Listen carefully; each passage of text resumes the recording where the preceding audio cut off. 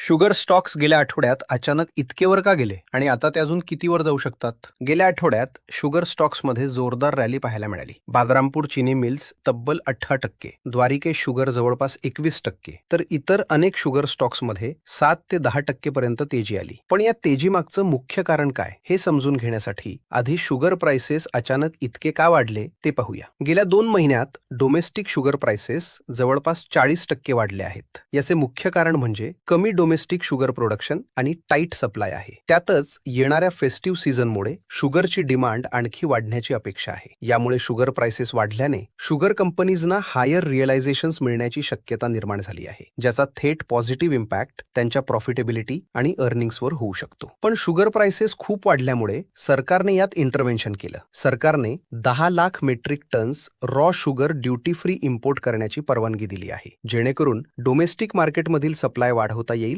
आणि sugar प्राइसेसवरचा pressure कमी करता येईल. पण आता महत्त्वाचा प्रश्न, ही रॅली अजून कितीवर जाऊ शकते? पहिली गोष्ट म्हणजे शुक्रवारी मार्केट बंद होताना काही शुगर स्टॉक्स पडले होते, कारण त्यात प्रॉफिट बुकिंग झाली. आणि माझ्या मते शॉर्ट टर्म मध्ये रॅली कंटिन्यू होऊ शकते, पण आता रिस्क रिवॉर्ड आधीपेक्षा कमी अट्रॅक्टिव्ह झाला आहे. कारण ड्युटी फ्री इम्पोर्ट्समुळे डोमेस्टिक सप्लाय वाढला, शुगर प्राइसेसमध्ये करेक्शन येऊ शकतं आणि त्याचा फायदा कंपनीजच्या रिअलायझेशन्सवर कमी होऊ शकतो. म्हणून फक्त मागच्या आठवड्याची रॅली पाहून स्टॉक चेस करू नका. शुगर स्टॉक्समध्ये आता price plus sugar realisations plus government policy हे 3 फॅक्टर्स एकत्र पाहणं जास्त महत्त्वाचं आहे. पण जर तुम्हाला SIF बाबत सविस्तर माहिती हवी असेल तर मी 10 मिनिटाचा व्हिडिओ केला आहे, त्याची लिंक खाली देत आहे, तो नक्की बघा आणि कमेंटमध्ये व्हिडिओ कसा वाटला ते सुद्धा सांगा.